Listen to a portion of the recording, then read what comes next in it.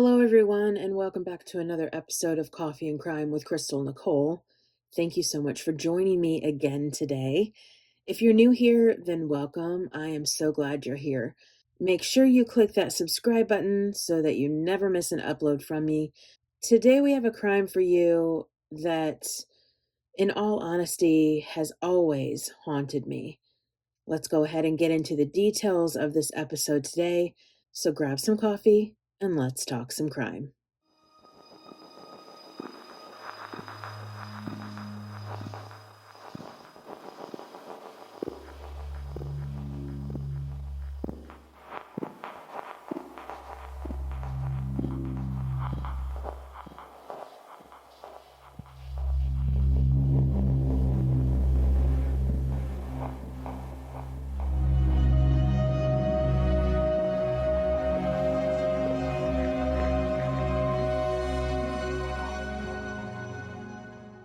There used to be a small drive-through coffee shop named Common Grounds, located on Tudor Road in Anchorage, Alaska.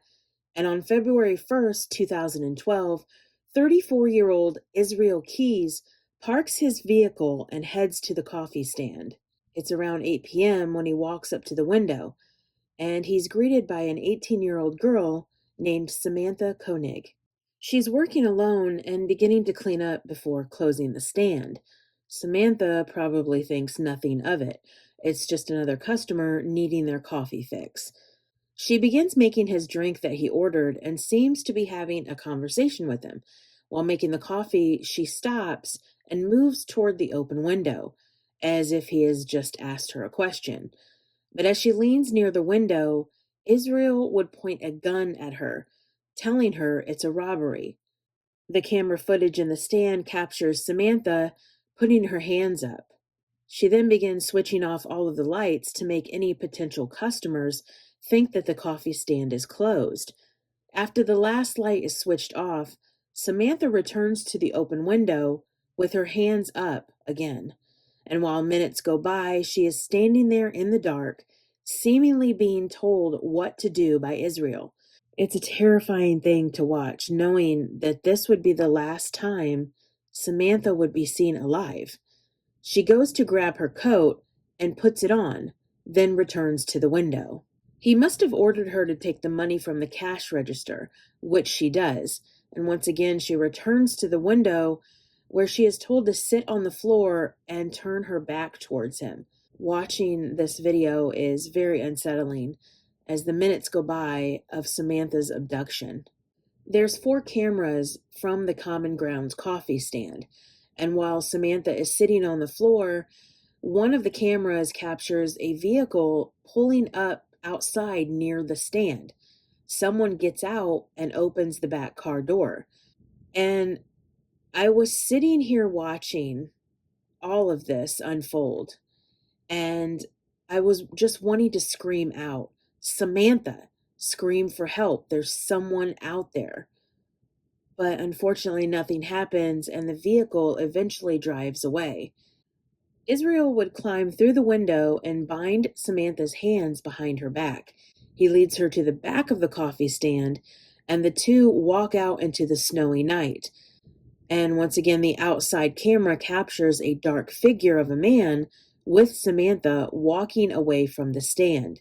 Israel Keys had told Samantha he was taking her only for ransom money. But of course, he was lying. Along with kidnapping her, he would take Samantha's debit card and cell phone. He drives her to his home where he lives with his young daughter and girlfriend. Samantha is forced into a tool shed behind the home. He then ties her up by the neck and leaves her in the shed to go inside his home, to check on his daughter and girlfriend, to make sure they are asleep. He then pours a glass of wine and returns to the shed. While in the shed, he sits down in front of Samantha, and he's drinking his wine, and he tells Samantha how he is going to assault her and strangle her to death with the rope that is tied around her neck. And he's true to his word. Israel would leave Samantha's body in the shed, go back inside the house and pack his bags, one for him and one for his daughter. Then at 5 a.m., he called a cab to the airport to fly to New Orleans for a 2-week Caribbean cruise that he had planned with his family. Samantha wasn't reported missing until the next day, hours after she was already dead, because Israel would text her boyfriend as her so that he could have more time with her before she was reported missing. The FBI immediately took action, hoping their efforts were not in vain, but the leads were scarce. The security cameras inside common grounds were key to the investigation. However, Israel had disguised himself well. He would return from his cruise on February 18th, and the next details will haunt me forever. He would assault Samantha's lifeless body. Then he would open Samantha's eyes and sew her eyelids open with fishing line. He would braid her hair, apply makeup to her face, and prop her body up against a wall. He held out a 4-day-old issue of the Alaska Daily News and took her picture. This picture would be known as, quote, the proof of life photo. On February 24th, Israel sent Samantha's boyfriend a text from her phone and told him to look for a package in a local park. When police went to the park, they found the photo and a note demanding that $30,000 be deposited into Samantha's bank account. Israel would dismember Samantha's body and dispose of her remains in a frozen lake just outside of Palmer, Alaska. With her loved ones unaware of Samantha's death, they, along with the help of her community, raised the $30,000 ransom, in which they deposited into her bank account. Their hopes were still high that Samantha would safely be returned to them. This in itself is a cruel act by a heartless murderer. Samantha's remains would later be recovered on April 2nd by the FBI's Underwater Search and Evidence Response Team. Within the days of Samantha's parents depositing the money into her account, her debit card began to ping, first in Anchorage, then in Arizona, then New Mexico, then Texas. The FBI realized Samantha's abductor was traveling east along Interstate 10, and in the withdrawal in Arizona, Israel Keyes made a mistake. He did have a mask on to conceal his identity, but in the ATM camera, they captured a white Ford Focus. This information was pushed out to law enforcement across that entire area, and on March 13th, a Texas state trooper in the town of Shepherd spotted Israel Keyes' car in a hotel parking lot. He waited for Israel to come out and followed him. Israel would increase his speed, which gave the trooper an excuse to pull him over. And when the trooper searched the Ford Focus, he found Samantha's ATM card, her cell phone, and the same disguise that was worn by the man captured on the ATM cameras in Arizona. He was arrested and brought in for questioning, which led to Israel's confession of the murder of Samantha. But there would be no trial, no conviction, no sentence, and no justice. On December 2nd, 2012, Israel managed to conceal a razor blade in his jail cell at the Anchorage Correctional Complex in Alaska. He would slit his wrists and hang himself with a rolled-up bedsheet. After his body was found in his cell, investigators located a 4-page note underneath his body. He had drawn in blood a picture of 11 skulls and 1 pentagram and had placed it underneath his bed. The FBI believed that the 11 skulls represented his 11 victims. Yeah, that's right, Samantha wasn't his only victim. Israel Keyes was a serial killer. During interviews with the FBI agents in Alaska, Israel admitted to 3 murders. The murdered victims' identities were confirmed as 49-year-old William Scott Currier and 55-year-old Lorraine Currier of Essex, Vermont. The night of June 8, 2011, Israel stated that he broke into their home and tied the couple up before driving them to an abandoned farmhouse. He would assault Lorraine and strangle her to death, then shoot William. Their bodies have never been found. 2 years earlier, he buried a murder kit near the couple's home, which he would use during their kidnapping and murder. After the murders, he moved the murder kit to a new hiding place in Parishville, New York, where it remained until after his arrest. His final confirmed victim was Samantha Koenig.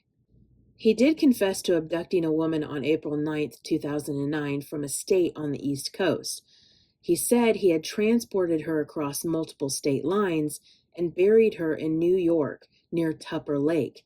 Investigators later identified the likely victim as 48-year-old Deborah J. Feldman. She had disappeared from her apartment in Hackensack, New Jersey on April 8th. He was shown a picture of Deborah Feldman and said, quote, "I don't want to talk about her yet." Investigators believe she had been one of Israel's victims as well, but can't 100% confirm that.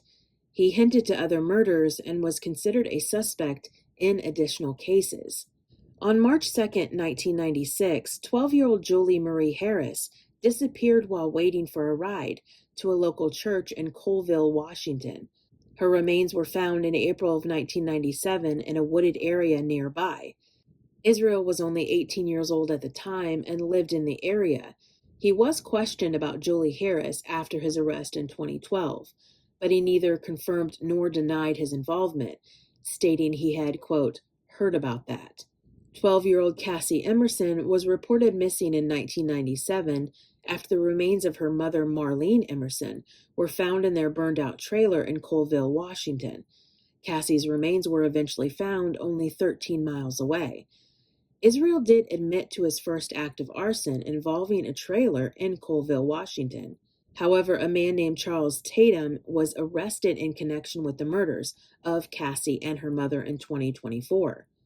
Another woman named Giovanna Tyler was 29 years old when she went missing from Tacoma, Washington in 2004. The media discussed her case possibly being connected to Israel. He had told investigators that he killed multiple people in Washington state between 2001 and 2006. He also included victims he claimed to have buried or submerged in lakes near Neha Bay and Lake Crescent. Authorities did review the unsolved homicides and missing persons reports in Washington, but no additional murders have been publicly confirmed or connected to Israel Keys. He has been suggested as a possible suspect in a series of unsolved crimes that happened in 2007 near the town center of Boca Raton in Florida. The first unsolved case was Randy Ann Gorenberg, who was abducted and murdered. The second case, an unidentified woman and her young son were abducted and later released after paying a ransom to the man who abducted them. And another unsolved abduction and murder involved a woman named Nancy Bociccio and her daughter Joey. In all of these cases, the victims were taken by force from the parking lots of shopping centers. The surviving victim, who was released, told investigators that the man was young, slender, and white, which matched Israel Keys. But with that limited of a description, it could not be confirmed that it was Israel Keys. It's important to note that he has not been ruled out as a suspect in any of these unsolved cases. And I believe he is a serial killer, and that the unsolved cases could be his work. And there may be many more cases out there that we may never see resolved. Israel Keys did not follow a consistent victim profile. He chose his victims at random. He would often fly to a city, rent a car, and drive long distances before committing any crime. On these murder trips, he would keep his cell phone turned off and pay for items with cash. When a serial killer doesn't follow a consistent plan, it makes law enforcement's job that much harder. And when you think of serial killers, you often think of Ted Bundy, who picked out women that had similar features, such as brown hair, or John Wayne Gacy and Jeffrey Dahmer. They preferred their victims to be young males. We like to compartmentalize our serial killers, to think, well, these people only go after ... But when you come across killers like Israel Keys, who pick their victims at random, it makes you double check your locks at night. Makes you become more aware of your surroundings when you're out alone. It sends shivers down your spine to know that there are people out there who may be watching your every move. Just waiting for the right time. Israel Keys had no significant criminal history, just a DUI in the past. That's it. No history of violence, no sex offenses, nothing. He was just a 34-year-old man from Alaska who had a construction business, a girlfriend, and a young daughter. From the outside, his life seemed small and quiet, which makes it even more scarier. He seemed normal. And Israel Keys had been watching that common ground stand for a while before he made his move on the night of February 1st. When you type in the address 630 East Tudor Road for the Common Grounds coffee stand, Google Maps takes you to a side street called Gamble Street. Look to your left in a parking lot with a building for sale, and you will see the Common Grounds coffee stand. It's early in the day. An RV is in the drive-thru, and a customer is at the window ordering his drink. Google Maps states this picture was taken in August of 2021. Then when you leave Gamble Street and take a left onto Tudor Road, the Common Grounds coffee stand completely disappears. This Google Maps picture was taken in July of 2025. The once for sale building behind the stand has been purchased and is now a social club, and the building has been painted blue and gray. It's eerie to see the coffee stand in one picture, then have it disappear in another. Based on reports made in 2017, the owner of Common Grounds, Michelle Duncan, who passed away in 2024, reported that a suspect broke into the stand around 3:30 a.m. on a Thursday. The suspect stole the cash till, which contained no money. A news article wrote that location seemed to be a target for break-ins and all-around bad luck. So break-ins to the stand and the notoriety of that location proved to be too much for the company, and it has since closed. What Samantha was feeling or thinking the night of February 1st would give anyone nightmares. She was only 18 years old, working alone in a small building.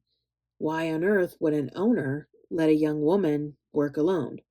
A young woman who knew nothing about the evil in this world. I have a question for you. Do you believe in heaven and hell? Well, I do. And I believe Israel Keys is in hell, burning, screaming, and in agony. And that gives me great comfort. Thank you for watching another episode of Coffee and Crime with Crystal Nichole. Remember to look for signs, trust your instincts, and be safe. I'll see you next time.